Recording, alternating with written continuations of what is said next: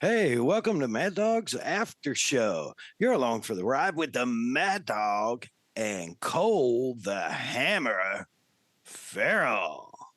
The enemy of my enemy is my frenemy's friend's enemy's friend. And coming up, guest host Rob MacDonald. You betcha. I decided to fly through the air and live in the sunlight and enjoy life as much as I could, and that's just what I'm doing.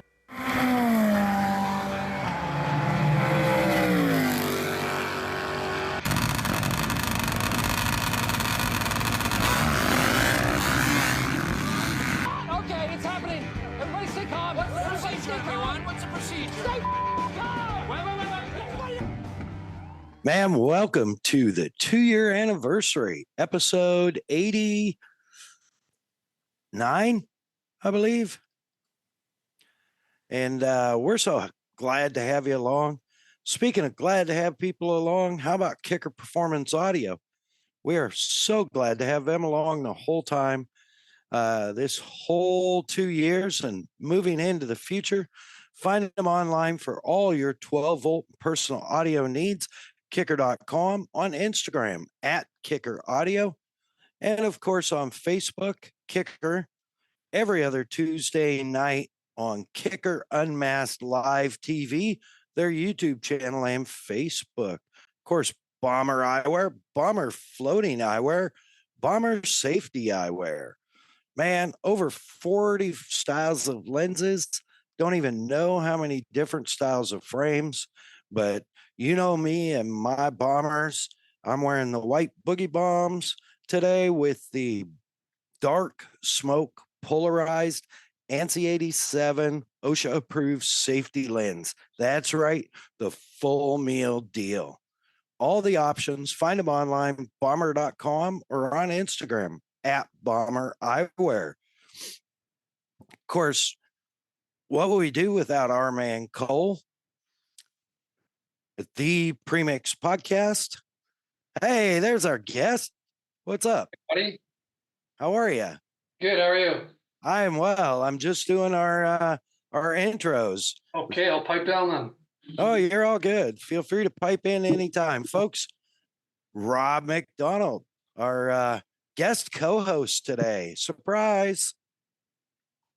So, yeah, I was just talking about the Premix Podcast and the amazing photography work Cole does, sharing his passion for all things desert racing through the lens of a camera, and also available late this year for still some bookings for your event MC or announcer needs.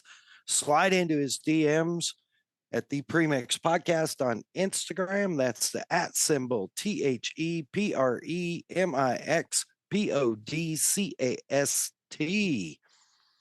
Of course, Kelsey Morel Film. You've noticed our YouTube channel starting to build a bunch of videos, and there's a bunch more coming. Kelsey Morel Film and Media doing everything from still photos, pre-production video to post-production video, and everything in between. Find her on Instagram, Kelsey Morel Film. Of course, all of our social media templates, you see it all the time. Compliments to Hey Keeks Marketing. Man, hit her up on Instagram or online at heykeeks.com, on Instagram at heykeeksmarketing, and anything you need from social media maintenance, social media building, influencer campaigns, all the way up to websites built and websites maintained. Yell it, Hey Keeks. Find her online, heykeeks.com, on Instagram at heykeeksmarketing. Rob, welcome to the show, folks. One of the longest time friends I've ever had that survived all the dumb shit we've done. Rob MacDonald from the Great White North. Welcome aboard. Thanks, buddy. It's good to be here. Yeah. Speaking of good things, we want to be sure and thank our first responders for all the great work that they do. And of course, our men and women of the military all around the world in all forces.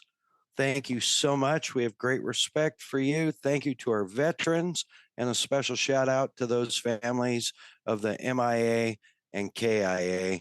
Deep respect for you and your families.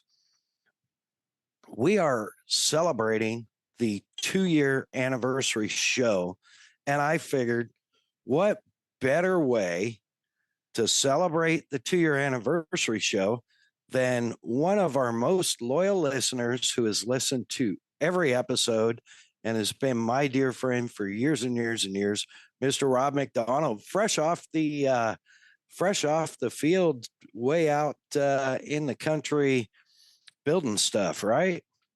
Right. Yeah. I just come back from a shift up in the oil sands up in northern Alberta, and yeah, I don't know if I was building anything, but I was keeping an eye on people, making sure they weren't wrecking stuff, I guess. Yeah, that's he's I would say retired educator turned into safety officer extraordinaire, man. And some of the shit you get to do is just crazy cool. It is. It's pretty cool. It's my previous gig. I was with a drilling and blasting company, and I tell you, getting to blow up stuff every day is pretty rewarding. Yeah, well, and it's got to be rewarding too to know that they go off without a hitch and everybody's safe and nobody gets hurt, and that's kind of a big load to carry on your shoulders. It is. Yeah. At times you certainly do feel it. It's they do things really well, so the job is pretty easy. I mean, in the blasting industry, you can't afford too many boo-boos, right? Right. So it's a pretty good process anyways. And so my job there was pretty easy. I moved into the oil and gas sector where up in Alberta, we have what we call the oil sands. And basically, that's tar sands. And so they inject steam into the tar sands and you get the oil out. So there's big plants, lots of piping, that kind of stuff. So it's a little out of what I've known. So it's a big learning curve for me, but it's pretty cool. Oh, that's awesome, man. And it's here at the after show, we are big fans of fossil fuels and the equipment that burns it, whether it's huge mining equipment or Clay Millican's 336 mile an hour top fuel dragster, which, by the way, that was pre-show a couple years, but my MAddOG logo went 332 or 334 miles an hour on the front of Clay Millican's what is it, the Denso Parts Plus Rick Ware Racing top fuel funny car or top fuel dragster at the Vegas 4 Wides one year, which was a huge honor. I still get goosebumps just thinking about it. And it was crazy because your old basketball coach, my eldest brother, the old guy, actually texted me, was watching it live and texted me and was like, "Did I just see your logo on Clay Millican's car?" No way, really? Yeah. I was like, "Yep, sure did." So, and we're working on getting Clay on here actually, but yeah, man, I think, unfortunately, y'all will notice that Cole hasn't been jumping in a little bit. He is, unfortunately super tied up with work, but the show must go on. So, Rob graciously last minute, was happy to jump in, and, man, it's great to see you.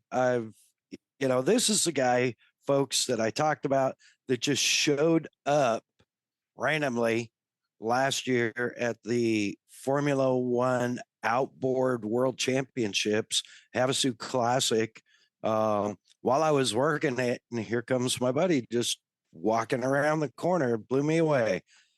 Yeah, and he slept in your hotel room for free too that night, as I recall. Yeah, it was pretty rad. So it was a great time for sure. Speaking of great times, I was working on this project with the podfather himself, Mr. Jim Beaver, on his display trailer, helping Kicker out. And I think in the previous episode, we actually covered the fact that I may have routed my fingers and took some stitches and some repairs, but hey, they're still there. They're healing. I got the stitches out a couple of days ago, and so we're getting there. But in the meantime, got the project done, and a huge thank you to the general himself, Mr. D. Butts. Dude bailed me out, came down, went out of his way, came down, even gave up a day of his kids' hockey camp to come down and help me finish up the project. It was a big project, and I would not have got it done without his help. And he came down, put in an 11-hour day in the grilling heat, just helped me finish stuff up and run some wiring where I couldn't get. Took two hands, and I didn't have two good hands. And so, man, I am so grateful. Thank you so much, D-Butts. And man, I capped that off. I got to tell you, I capped that job off. We capped that job off late Sunday night. And it sounds fantastic. If you want to hear it, go to Instagram at JB15. That's JB, like Jim Beaver, 15, and check out where he's going to be next. You get a good eye and a good listen. It sounds fantastic. I'm super stoked with it. But anyways, cap that off. His dad, the off-road legend Dan Beaver, came and picked it up. Jim was out of town on a family vacation Monday, and I'm always grateful to hang out with Dan Beaver. I mean, he's an off-road legend down here. I know you're not a big off-road motorsports guy, Rob, but Dan Beaver is a huge name down here. And the Beavers have actually owned, the Beaver family has actually owned the Ford dealer in Parker, Arizona, I believe since like 1900 something. So it's nuts. What a great heritage in that area, and super cool. But it was nice to visit with him and talk a little desert racing, a little horsepower, and got trailer delivered. And Tuesday it was pack up and get ready. And Wednesday morning, bright and early, I was on the road for Gallup, New Mexico for the 2024 AMA Arenacross Championship presented by Kicker Summer Series, doubleheader in wonderful or not, Gallup, New Mexico. The two best things about Gallup, New Mexico were the monster trucks 2 months ago and the Arenacross this last weekend. Shame on me. Now, Gallup is a cool little town right on Route 66. And I stay in a Comfort Suites there that is the most patriotic hotel I have ever been in the world. And that's actually where we recorded episode 1. So if you're new to the show, go back and listen to episode 1. It's pretty rough, but it's pretty good too. And that was actually 2 years ago for a Arenacross Summer Series. And man, Arenacross always gets my blood going, and Gallup always has a monstrous turnout of racers. And it's in a beautiful venue. That Red Rock Park is just incredible. And one of the serious highlights of Gallup is the legendary Glenn's Bakery on Route 66. And all of you fans know you probably by now about me and donuts. And on race days, I get donuts for the track crew also. And Glenn's is a good one, man. What's your favorite donut, Rob? Oh, I'd have to say just the good old chocolate covered Long John. Do you guys have Uh, those? Is that an American thing too? oh yes, absolutely, Yeah. absolutely. Glenn's has them filled and not filled, Okay. and they use real Bavarian cream. Ooh, there you go. I don't know how they found Bavarians in Gallup, New Mexico, but um, I never get the filled ones because the donuts end up sitting on a counter while people are, working and running in and grabbing one. So, but they make a cinnamon roll donut that is, I kid you not, as big as a pie plate. And holy cow, it's like 2 meals for real. It is so good. They do a great job. So yeah, it's like got there, got trailer dumped, and got to the hotel. Uh, got out the next day. Got the boost set up, which took a little longer than normal. Working with 1.5 hands, you got to kind of think things through. Um, but we got her done and got her did, and then Friday was race day. And for a weekday, they had an incredible turnout of riders. And I love the fact that the summer series is not part of the winter championship series. So you get a lot of, independent pros. You get a lot of weekend warriors like the vet 25 amateur class or novice class was like, I think the main event probably had 18 riders. It was crazy, and they're always fun to watch. But man, for me, the funnest is the 4 to 6 50cc riders. Um, for a lot of reasons, but one of the biggest reasons is, that's the future of our sport, man. It's like the future of motorsports. These little 4-year-old kids out there who can barely stay upright on a mini 50 going around the racetrack, the same racetrack that the pros do. It's pretty cool. So it's definitely something to behold. And they sound like, little bumblebees.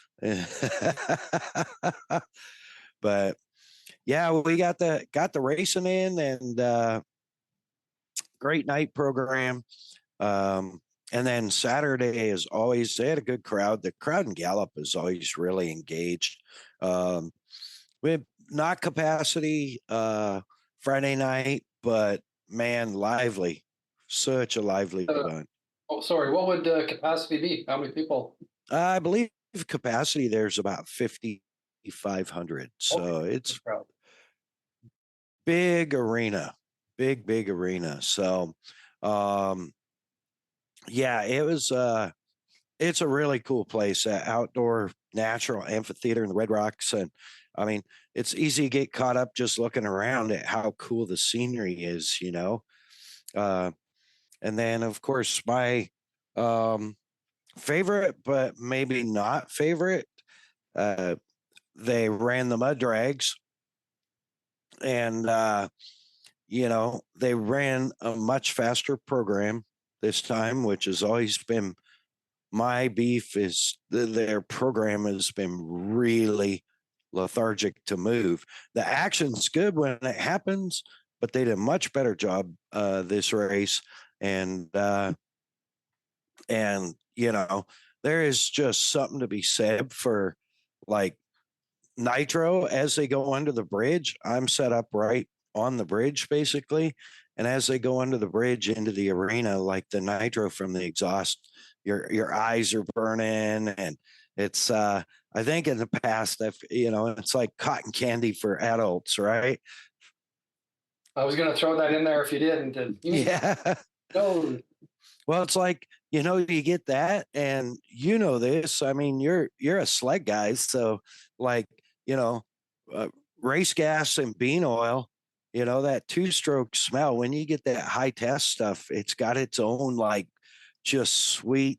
Man, just gives you, Go. yeah, it just gives you goosebumps. When when you're out riding, if you're ahead of the pack, you don't smell it. But for me, usually I was smelling someone else's exhaust. So way it is. But yeah, they ran the mud program. They had some new entries. They had this really super cool full race chassis built, blown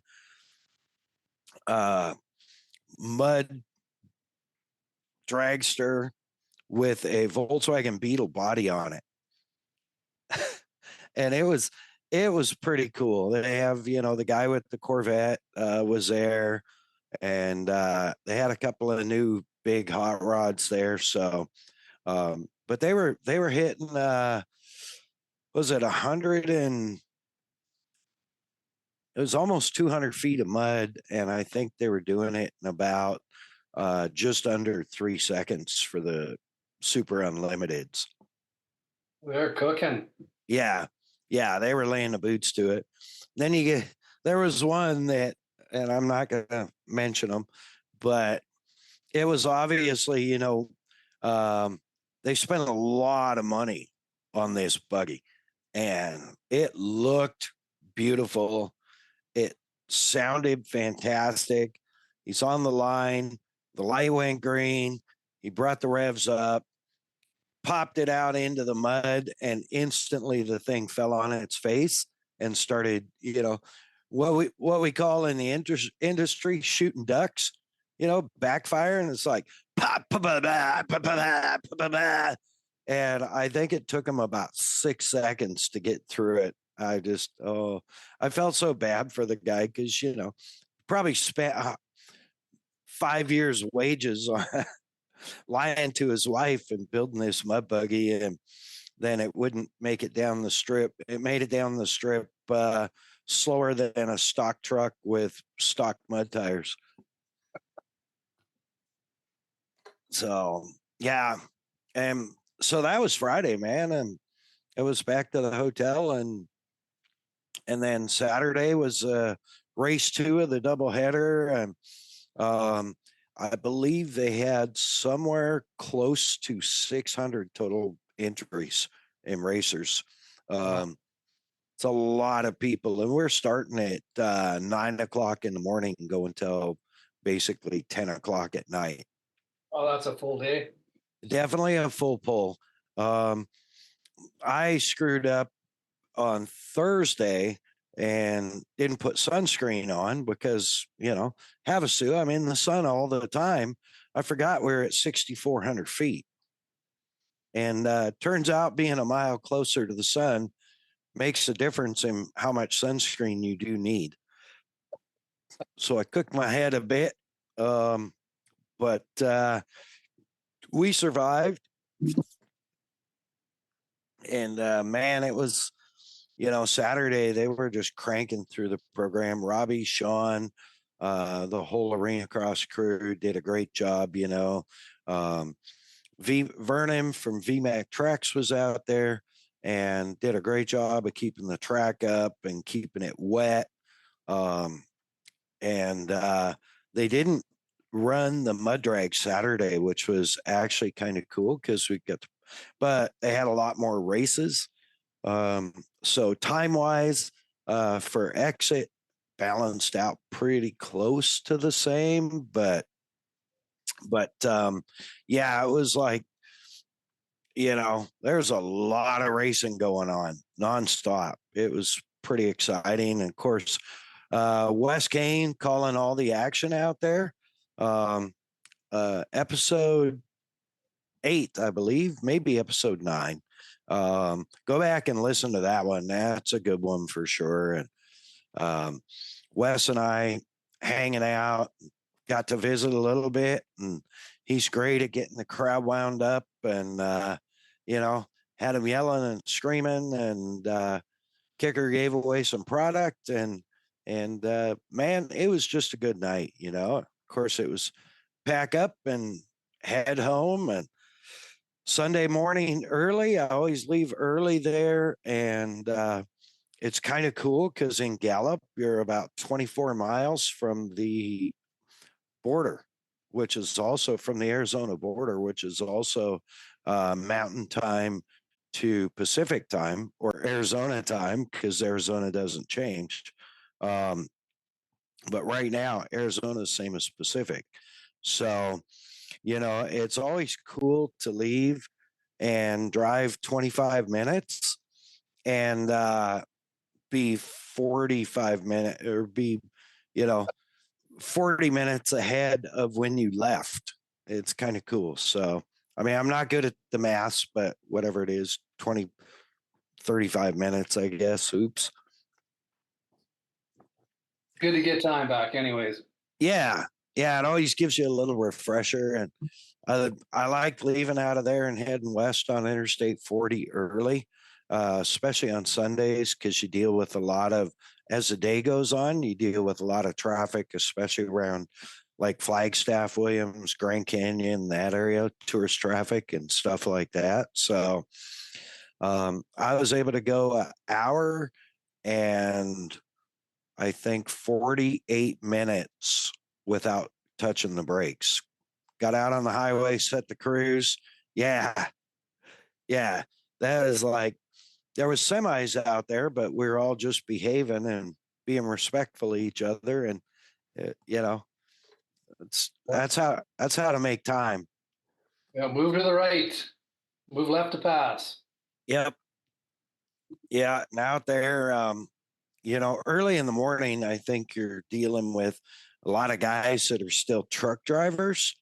As the day pushes on, you're dealing with more of the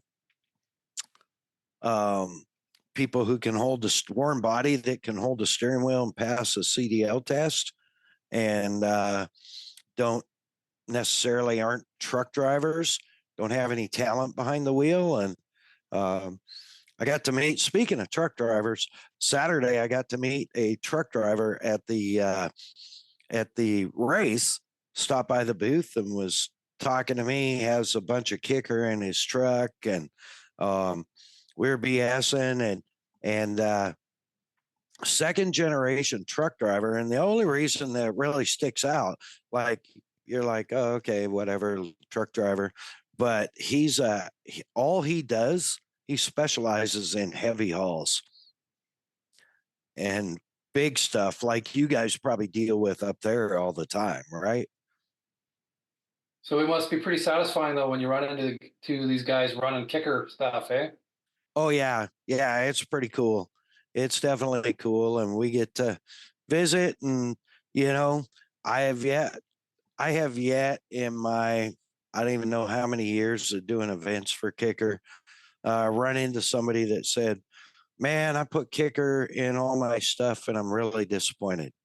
It's like, everybody's just super jacked up on the quality of sound, and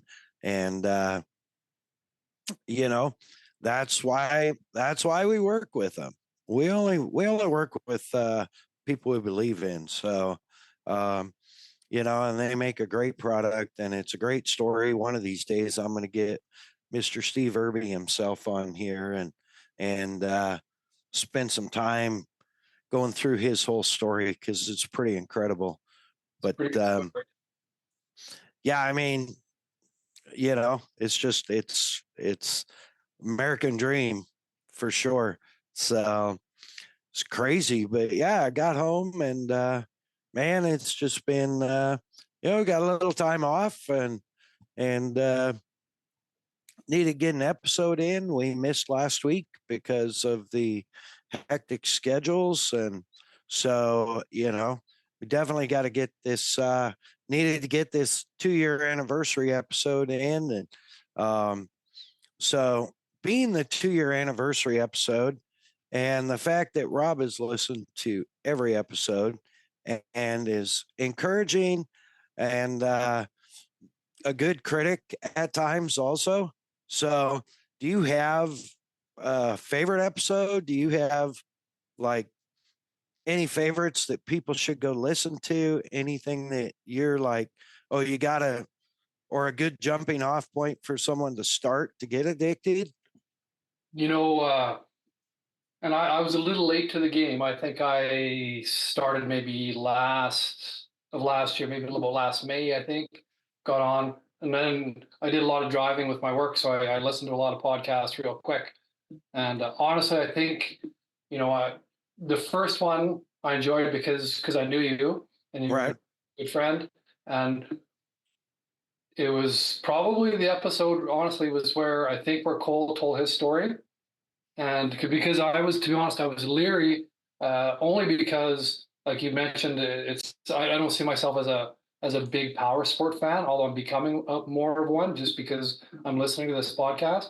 But when Cole told his story, and I think you guys did it in a couple parts, as I recall, but the episodes that followed, and you interviewed all these people in the industry, they all had really interesting stories and common people stories that you can relate to. And to me, that's what was so amazing about Cole's story and the ones that came along.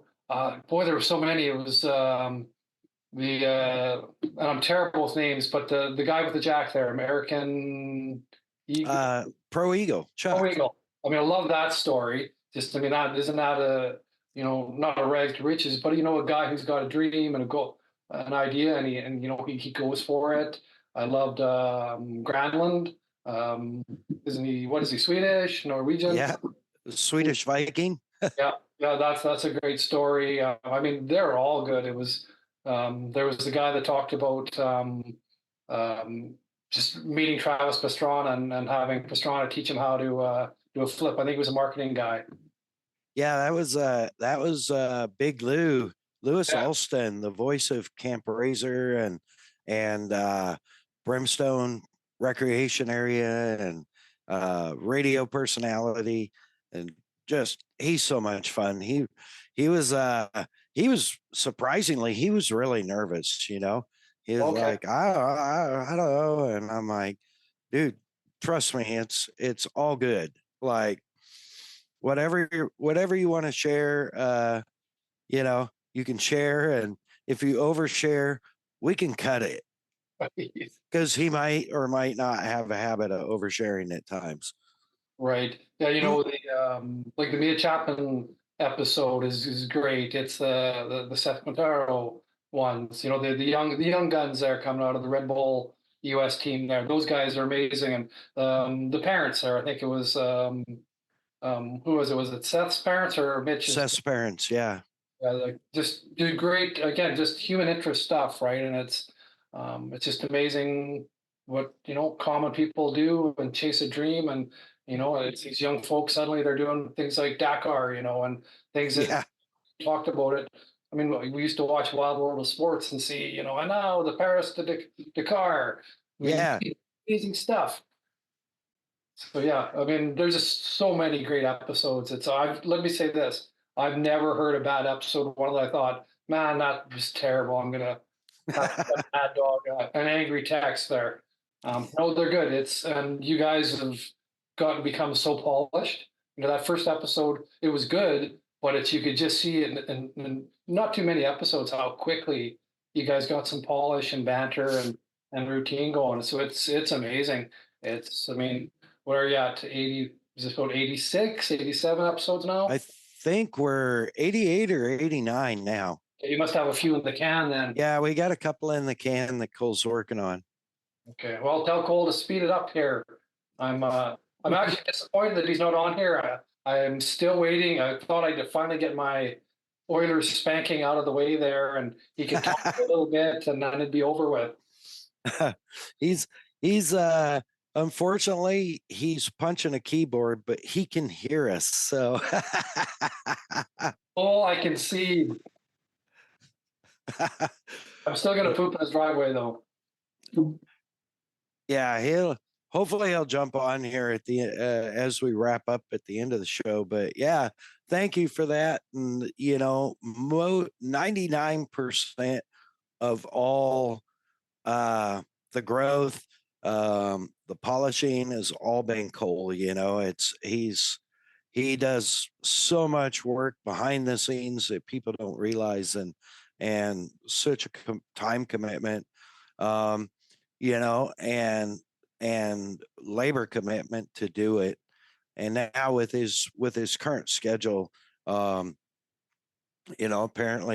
the insurance business has gotten really crazy over the last few weeks or so, and so he's got a heavy caseload, and unfortunately, he can't be here today. So he did bring us in at the beginning, but he had to go back to work to the real stupid real job stuff. Yeah, they're terrible. Yeah, right. So, yeah, man, we've been very blessed to have some great guests, and I always my whole goal on this was to like just get the story behind the story, where it's always been, you know, um, like the end goal is like the story behind the story. And when you hear the episode that's just about to launch with Glenn Merchant, I know you're definitely a World War II historian, and multiple other battles or wars historian, and so that one would be, I think it would be very interesting to you. Even though he's a motorsports icon, he's also a Bronze Star awarded veteran. So, and the story behind that is, let's just say Cole and I don't think our eyes were dry. It was pretty crazy. So,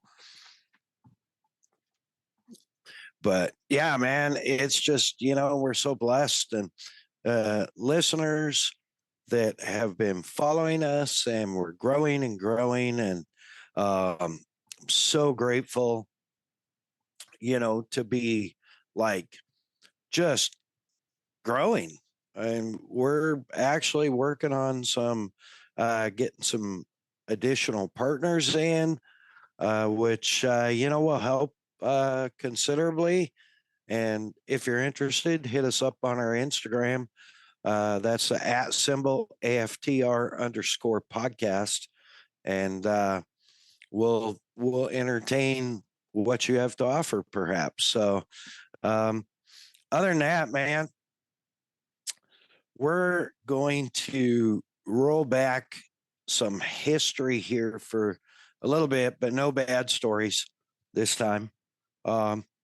So way back, way back when I was in the restaurant industry in Whitehorse, Yukon Territory, Canada, and most of you will have to Google that, except for like 8% of our listeners who are in Canada. And even then, some of them will mix it up. They'll say, "Oh, isn't that Yellowknife?" Right? Yeah, no. No, it's not Yellowknife. No, far from, as a matter of fact. But Rob and I met through a combination of the restaurant, and he played high school basketball, and my oldest brother was the local high school basketball coach, and he had been when he was in high school, pretty accomplished ball player, I would say. Very, very accomplished. Yeah, local legend, you might say. Yeah, And definitely. Beyond too. I call him the Larry Bird of Northern Canada. He couldn't jump, but man, he could sure make the plays. So, anyways, so Rob and I became friends very quickly, and man, we had some amazing adventures. Rode motorcycles together all summer. Rode sleds in the winter.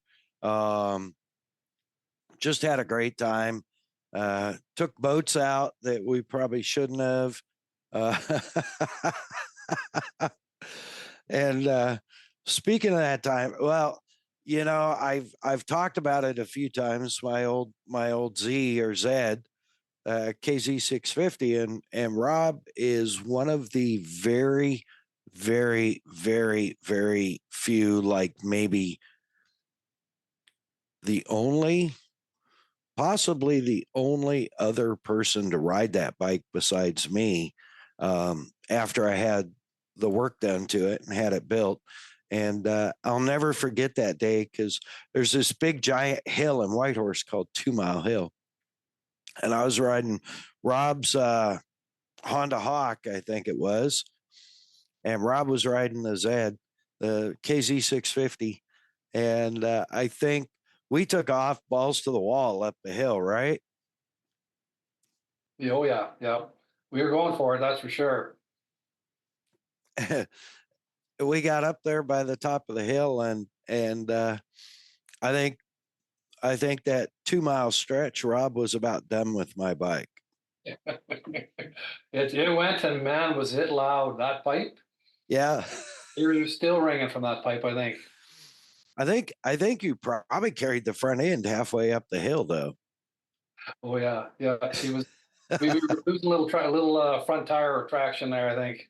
Yeah, we had a lot of good times up there, and we're definitely gonna get some of those stories on a future episode for sure.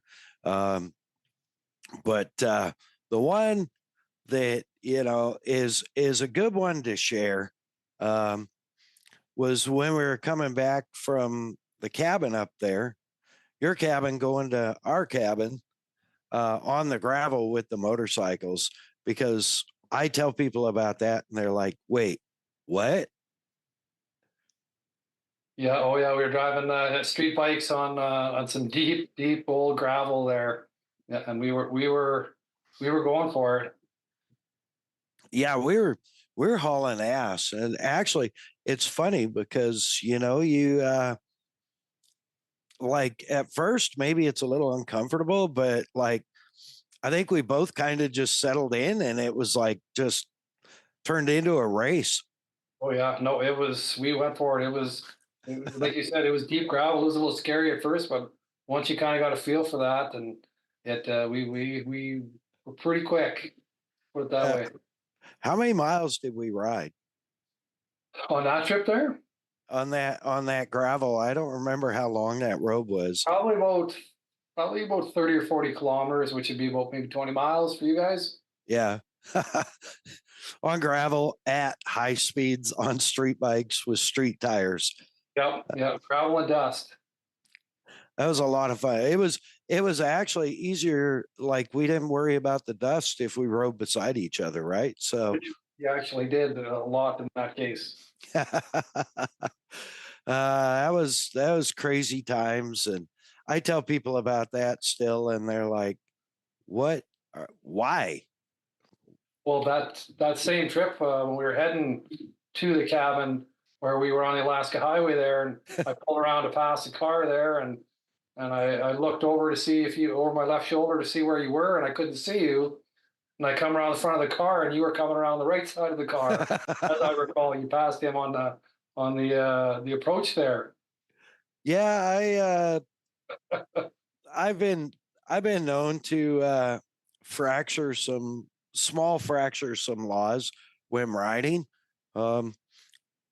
Probably one of the main reasons the Viking doesn't want me back on a street bike is the way I rode.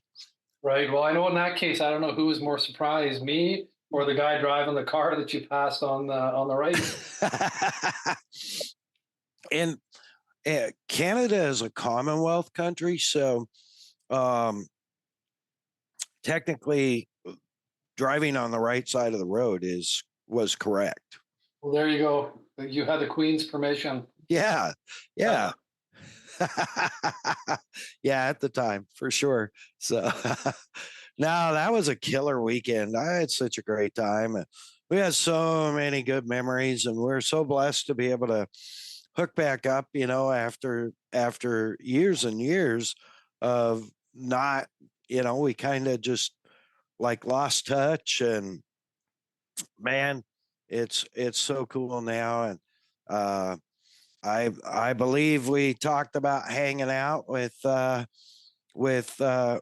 and the amazing Miss Jackie during the season finale at Vegas for the Arenacross actual championship series. We were there at the Orleans, and we got to spend a lot of our free time that we had available with Rob and Jackie, and I tried to get them good seats. And Oh, you did try. You got us good seats. That was a great time. It's the Mad Dog showed us a good time. it was that was an amazing race. I mean, that was incredible. We were talking about it this last weekend, and it if you'd have written a script for last season, I don't think it could have been any better. There's a lot of people over the years, the 4 championships that Kyle Peters has won, that say, well, he was never challenged and maybe he's not that good or whatever. And, last year, he had to beat, multiples of the very best in the industry. And on top of it, had to fight through injuries, illness. Both races in Oklahoma, he had the flu. He crashed in Daytona and screwed up his hand and came back and won the next race the next night, and was, I mean, I was giving him ice out of my cooler and one of my wipe down cloths to ice his thumb, hooking his mom up with ice and a rag to ice his thumb between races. And then to get all the way to Vegas and the point so close, and have good friends there. And I didn't even think about it at the time. Did you meet Nick while you were Nick, there? Granlund? yes, I did actually. It happened just in passing, but yes, and I met Wes Kane as well. So it was super cool. It's when I tell people about my buddy Lorin and my son JR, like, really, he knows those guys? Like, oh yeah, like he knows those guys. Yeah, Nick is, it's really it's crazy because like those guys are humble, regular people that have just followed their passion and you know um excelled at it. And Nick has done, like, I don't know what Nick hasn't raced and what countries Nick hasn't raced or won at. It's crazy. So um that's definitely an episode worth listening to. Wes Kane is worth listening to. I feel like they're all worth listening to. The only one I struggled with was actually the one with the Rev with my pops, because we had some audio issues and my severe hyperactivity. Um, in half a second audio break, my thoughts can go somewhere else. So I really struggled listening to that one, but I think we have that sorted out. We're going to get Pops back on here at some point. And Well, it was so good to hear his stories. Like that's some old time cars and racing. I mean, gotta love the Rev. yeah, and he's really a legend. I mean, and in Whitehorse, he's still, like, people up there still talk about him fondly, and that makes me proud. And I mean, he was probably the only bus driver. He used to run up there above the airport. What's that subdivision up there? Hillcrest, Valley View. Hillcrest. No, not Hillcrest. Might have been Valley View. But yeah, he would run that, was one of his routes. And he's like probably the only bus driver in the school district up there that was ever capable or ever interested in drifting a school bus on snow. and that's part of how he got the nickname the Rev. So that was pretty cool. But yeah, man, it's been a fun ride this far, and we're looking forward to cranking out more and more content. Rob, we definitely got to get you back on and get some more stories from our history, and I know you've had a lot of adventures. Rob and Jackie are accomplished, very highly accomplished motorcycle tourers. They've been all over both countries on two wheels, I would say. Yep. That's and they rode up, I think the first time we were able to connect actually was you guys were on a road trip on the bikes and stopped in Bend. Actually, I think the first time we were in my Jeep, we did the big Jeep trip, and then we went and hunted you down. The next time, bikes. Yeah, and then the time after next bike trip you came down was I think JR was with you, wasn't he? JR came with us. Yeah, he rode his rocket there, and he had a sore ass all the way. Does he still have that bike? You know what? He got back, and I don't know if he ever rode it much again. And I think he sold it within a year. I think he did, which was just as well, because riding with him is probably like riding with a mad dog. It was just nothing but smoke and wheelies, and he'd roar by at 100 miles an hour, 140 miles an hour, and then we'd half an hour later, parked to the side of the road waiting for us, having a nap. Or be out of fuel. Yeah, well, he never ran out of fuel, but he's one of those guys that's, right from the time he was a kid, he was jumping his big wheel, and, his hair was on fire right from the beginning. That's awesome. And it's crazy because like you're undersung that way, but you're pretty pretty calm level guy. Right. Yeah. And so that had to be like conflict for you boys right from the beginning. I mean, it's one of those things where of course, because when I was a kid, it's I really had to scrape to try to get some quads and bikes and all that together. Whereas, so we made sure that our boys had that kind of stuff. So we encouraged it. But when they're doing totally reckless things with them, and when you realize that you've raised a totally reckless kid, it's pretty cool on the one hand. On the other hand, it's like, ooh, as an adult, I should probably try to put a stop to this. But there was no stopping it. You had to roll with it, and he's got 3 kids himself, and it's our granddaughters. They've got quads already, and they're 7 and 4, and they're out ripping around, and it's pretty cool to see. That's awesome. And there's the future of motorsports, and the future carrying on of the street bike riders, and just having the drive for adventure, right? And you say you're not really a motorsports guy, but yet you ride bikes and you've ridden all over the country and all over the continent, I guess. Have you ridden to Mexico yet?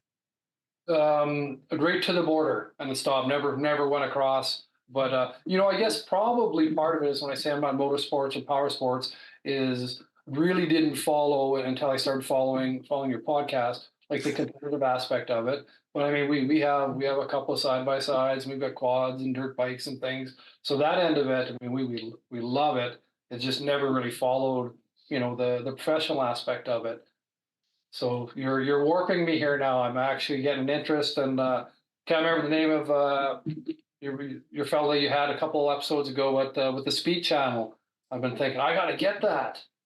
Oh yeah, Ralph Shaheen. Yeah, there you go. He was another great story too, actually, where he talked about his kid walking the bricks there. I mean, there's another, that really tugged at the heartstrings. Yeah, that's probably a story, that there's a lot of stuff with Ralph that you're probably, you wouldn't think, or um and really it was awesome because he came from a childhood where, like, it sounded like they didn't have a whole bunch, but they got out to the racetrack as got him out as a kid for family adventures, and here it's turned into he owns his own TV channel, and has worked with every great motorsports announcer in the industry and announced pretty much every genre and classification of motorsports out there. So he's a great guy, and you can find his channel as Speed Sport One.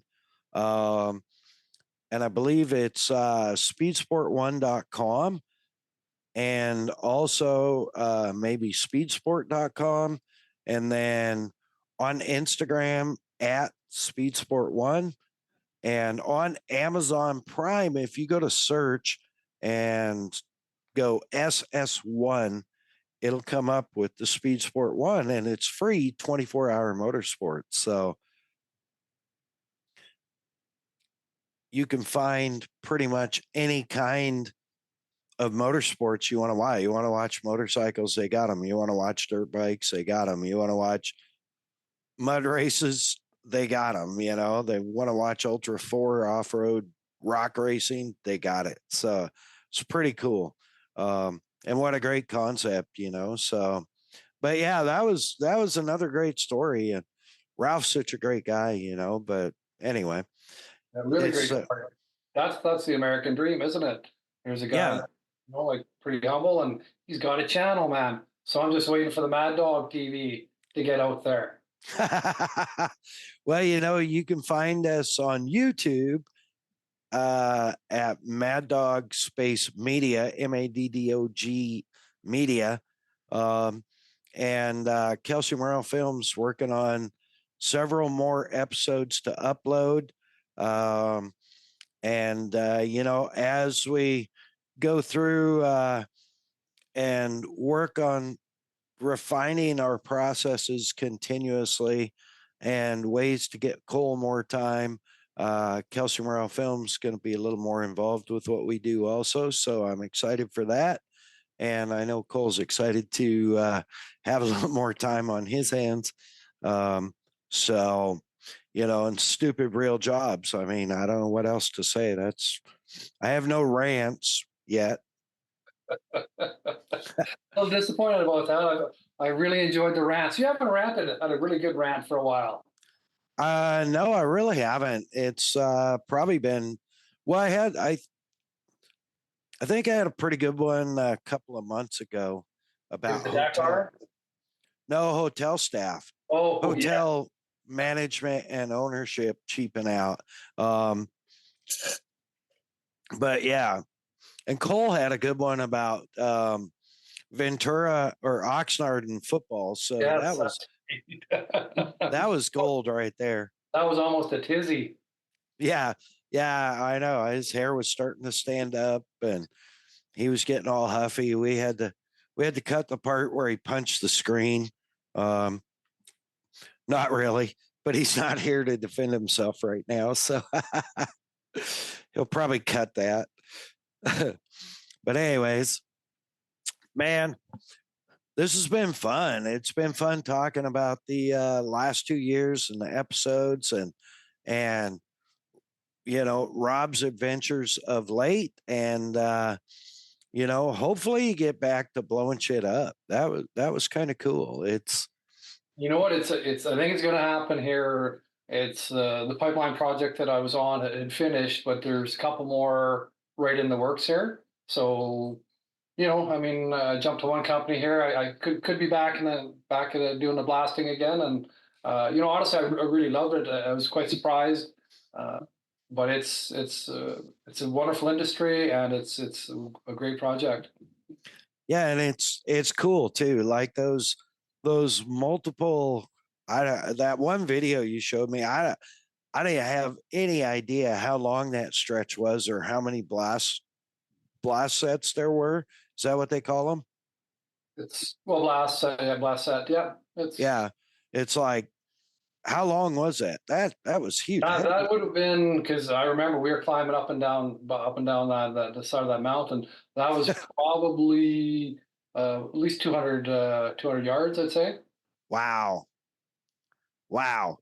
Yeah, and That's that's quite a slope too. That the angle on that. basically an eighth of a mile. Yeah. And it was like, folks, it was like I giggled every time he showed me. He probably showed me like 5 times because it just made me giggle. It was like it was like 4th of July on crack.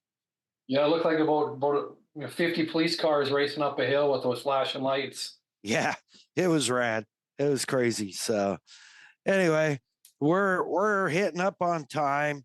Got to sign off for this 2-year episode, but I do want to say a special thank you to all of our loyal listeners and especially Rob MacDonald for tuning in, putting up with us for a couple of years now. Stay tuned. We got more stuff coming, more good stuff coming.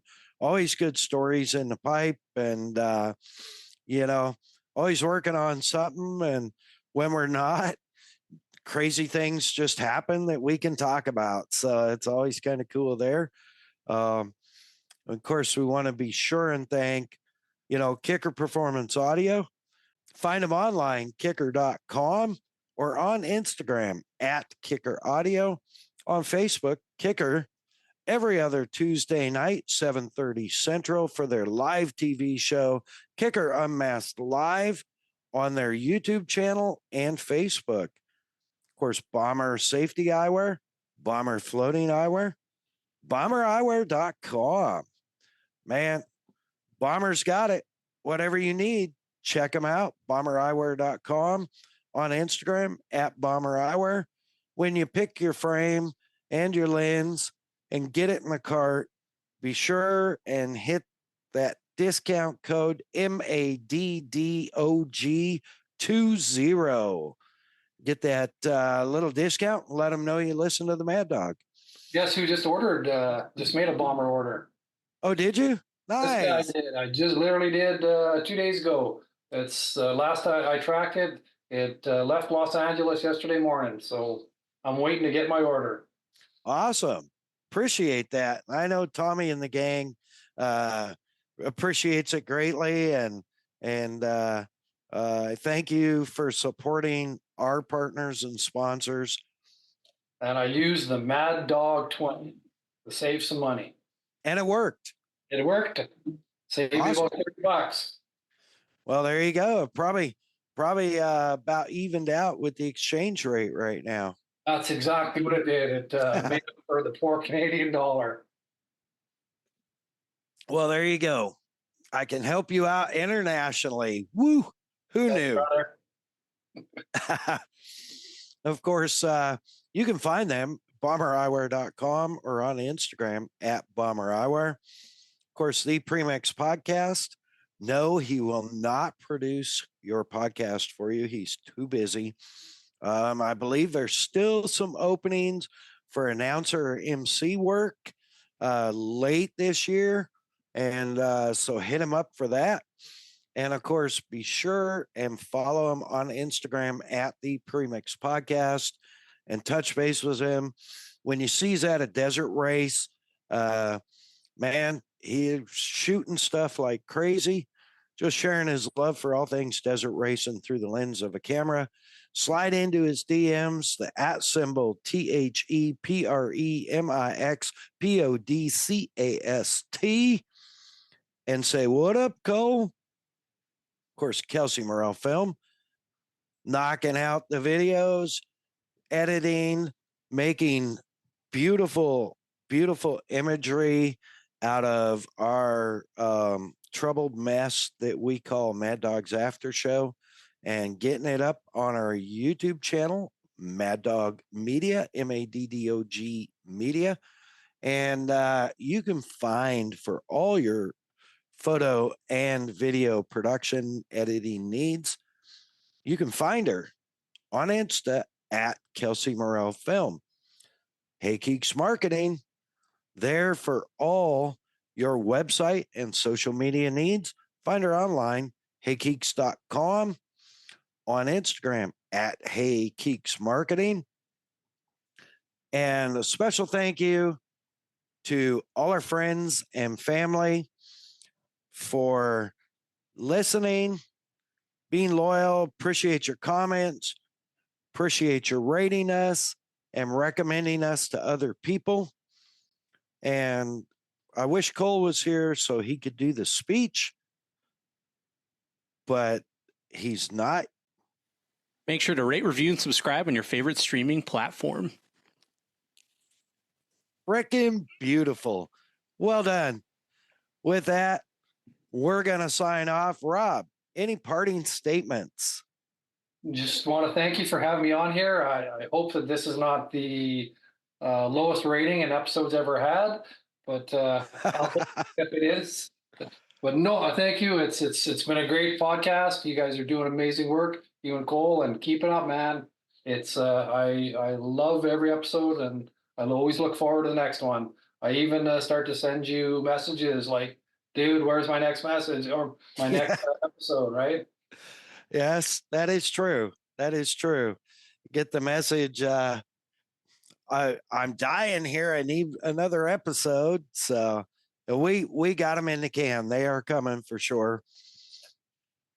Anybody you want to say special thanks to, Rob? Oh, well, of course, my wonderful wife, Jackie. It's, with her, she makes things possible. And, really just the kids and all my friends, but really just you guys more than anything. It's keep up the good work. Awesome. Thank you. Appreciate that. We will be connecting soon. Get you back on for some old time stories. And folks, thanks for listening. Remember, hug your family, love your family, keep your family close. In the wake of recent things here in the U.S., go thank a fireman, go thank a first responder. They're truly put it out there. Thanks to our service people. God bless this podcast. God bless our military. God bless our troops. God bless our veterans. God bless America. Mad Dog out.